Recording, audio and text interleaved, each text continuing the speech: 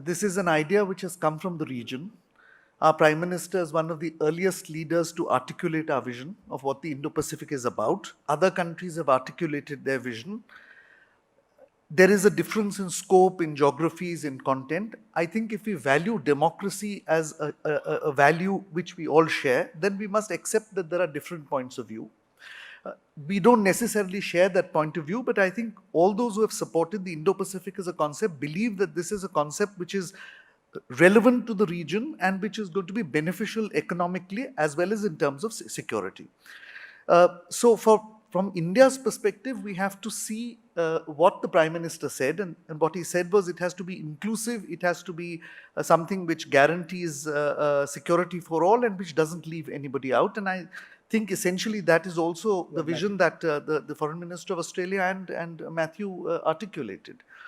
Now, if there are those who feel that there are other concepts, they are welcome to lay it on the table and we can talk about it. But there is one point I think I would like to make, and that is the Asia Pacific as a concept is essentially a colonial concept. We ignore the fact that long before colonies came up in Asia, India was connected to Southeast Asia and China and other parts of the world for millennia. That connect was broken because different colonial powers divided those parts of the world and therefore there was no trade.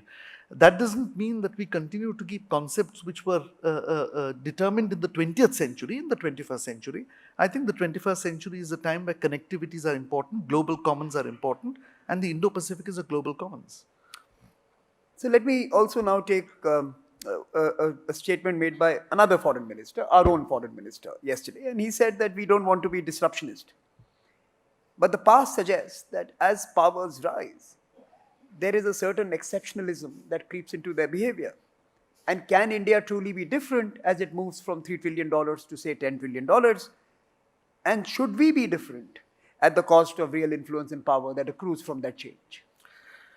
Well, of course, as you move from 3 trillion to 10 trillion, your capacity increases. Of that, there is no doubt. Your influence increases and perhaps your hard power increases as well. The question is how you do business with other countries. I think that some of what Matthew said is important, which is you give countries the choice to deal with you.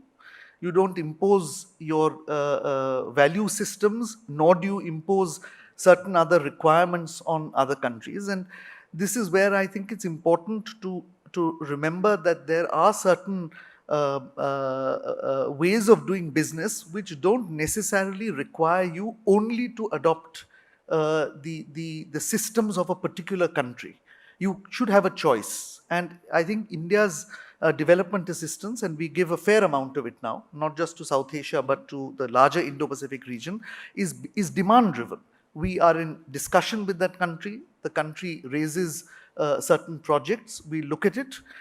These are tendered projects. Yes, I do admit that we would give a preference to Indian companies. As Matthew said, I think we are answerable to our taxpayers.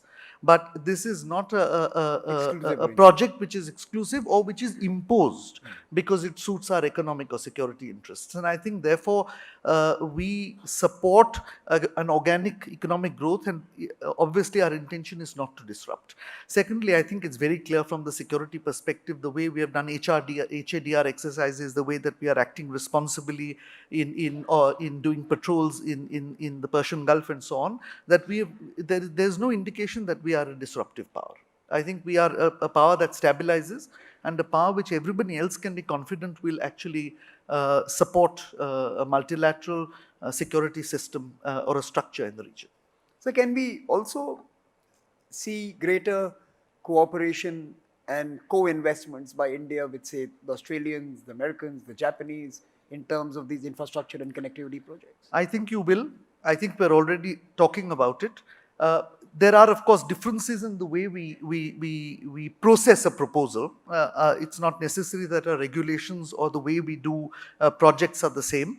But I think a certain coordination is emerging. And there are already examples, for example, in Sri Lanka, where India and Japan are doing a joint project on a LNG plant.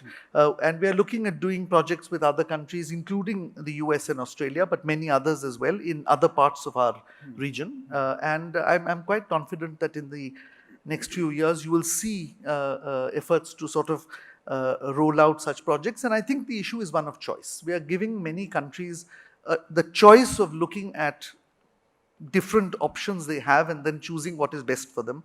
And ultimately, it's their sovereign decision, but I think it's important to give a choice.